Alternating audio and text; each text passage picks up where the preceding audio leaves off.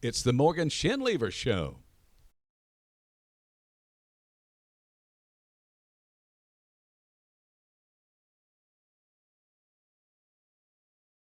Bulldog fans, let me introduce you to your auto sponsor, Beatty Chevrolet. What vehicle would you like to trade into in the next few months? Let's start looking for it now. I'm going to show you how. Go to BeattyChevrolet.com and click Contact Beatty Chevrolet. Tell them what you want. The friendly staff will keep you updated on what they find. They won't fill your inbox with junk. This is business the way it ought to be done. That's the Beatty Chevrolet way. Visit Beatty Chevrolet online right now.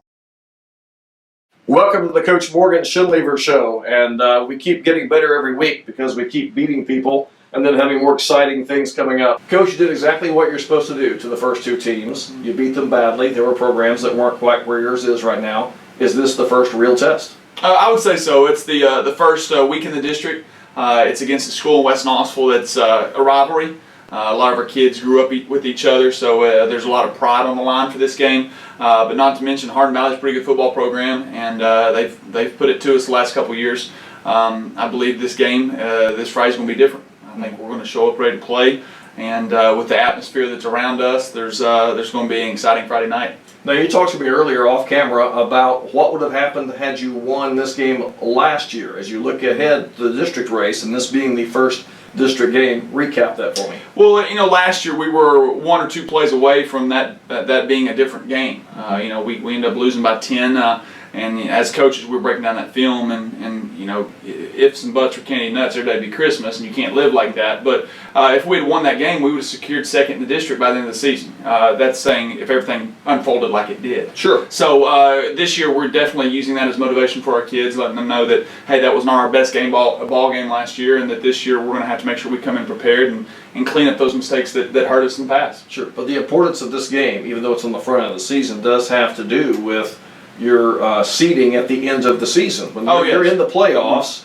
and obviously we all want to play as the least competition possible in round one. So that would have affected that last year, whereas you got beat by Siegel in round one last year. Yes, absolutely. If we'd won that game and picked up the number 2 seed instead of the 3 seed, we would have got a lower seed opponent in the first round of the playoffs, and then we possibly would have played another week in the postseason. Sure. So this year, being early in the season and the district we play in, we've got to make sure that we take care of business each week out. Right. Now let's talk about the Hardin Valley rivalry. Farragut's been a rival for a very long time. Literally 1949, Bearden started football, and Farragut was before that. So always a rivalry. But you were saying to me again off camera, more of our kids play with Hardin Valley kids now than they play with Farragut kids coming up. So this has developed into what level of rivalry? Yeah, I think because of the way the county lines are, or the way the school lines are drawn within the county, right. A lot more of our kids have relationships with those Hardin Valley kids so much more than they do Farragut. So it's going to be a really high emotional game for our kids. Sure. But it's quickly developed into a very fast and heated rivalry, so to speak. Sure. It's hard for our kids to go around town and be able to hold their head high after they play their buddies and don't come out winning in. Sure. So we're wanting to flip that this year. Yeah. You can literally see Hardin Valley's district from the school because I grew up in Crestwood Hills, and Crestwood is sitting across the interstate. Right. And half of that, at least, is Hardin Valley. Yes. Right there in the Cedar Bluff area, and that used to be Bearden's backyard. Absolutely. So a lot of families and a lot of relationships over there. Sure.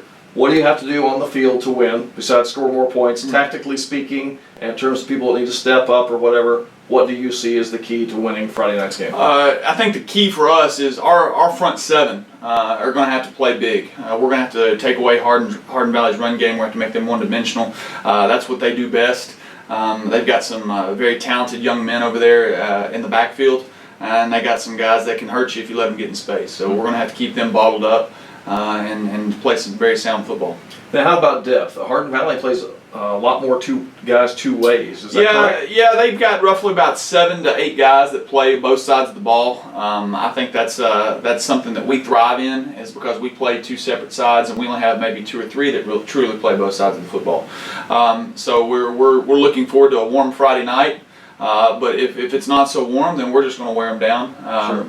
with our depth. And we're talking about fourth quarter endurance here. Yeah, and it's going to be a 4-quarter ball game. So our kids, they're going to have to really stay dialed in, stay hydrated, make sure we don't have any cramping up. And I believe that given the weather, Hardin Valley's probably going to have a few guys start cramping up, especially if that game goes long. Sure. Now, what have you liked in the first 2 games? So tell me what you like about your football team. I've really liked how we came off the bus ready to play. The last 2 ball games we've played very fast football. The first 2 quarters, jumped out quick, executed well, and that's the mark of a good football team and a good football program. Being able to take care of your business early, and being able to come out with that right mindset, and not taking a quarter and a half to kind of shake the rust off from the week of practice. But we've come out really quick and jumped on our opponents, and that's a great way to start each ball game. Now, I know you're very well aware of your own personnel, so maybe there are no surprises, but is there anywhere where after 2 games you go, oh, we're better at that than I thought, or we have more depth there than I thought? Our secondary is playing really well, and I've really liked what I've seen from there, and the linebacker position. So those have been areas that we anticipated being good, but I feel like after the last 2 games, you've kind of wanted to raise an eyebrow and go, well, maybe we're a little bit better there than we anticipated. Right. And I got to ask you about the offensive lines because 3 of them are young. Yes. And we know what a difference just a game or 2 makes when you hadn't played at all. So how do you feel about those young linemen? You had your center, your guard, and 1 tackle that are young guys. Well, from week 1 to 2, those young men have grown quite a bit, and we got to be able to continue that week in and week out. I've been very pleased with their progression from week 1 to week 2. So they take another big step this week 3, and they're going to put us in position for success. So it would take you, say, from worried to competent? Is that the kind of I feel very comfortable with those young men that are out there right now. Okay. I feel like they're growing up. They're coming in constantly each day, ready to get better. And as long as they've got that hunger and drive to get better each day, and they are getting better each day, so will your football team. Sure. Now, last year, let's talk how big a game this is. Last year, of course, you had a playoff game here, and that was great. But Hardin Valley, big rivalry, television, 2 live feeds also to go with that. You packed this place out opening night. It was really packed. Hardin Valley will travel well. This should be quite the atmosphere. I believe so. It's still early in the football season. We got UT out of the way the night before, so right. We don't have to compete with that. Yeah, absolutely. And given the fact that it's 2 close schools in West Knoxville, I think it's going to be a little bit cooler on Friday, based off what the weather report's saying. So, and when you win, a lot more people want to come watch. Absolutely. So, both schools are early in the season, so it should be a very exciting time. Right. Well, this is what it's all about. A big Friday night at Bearden High School. Be here. If you can't be here, check out the live stream of either team at Diamond Clear Media. Thanks, Coach. Excellent. Thank you. All right.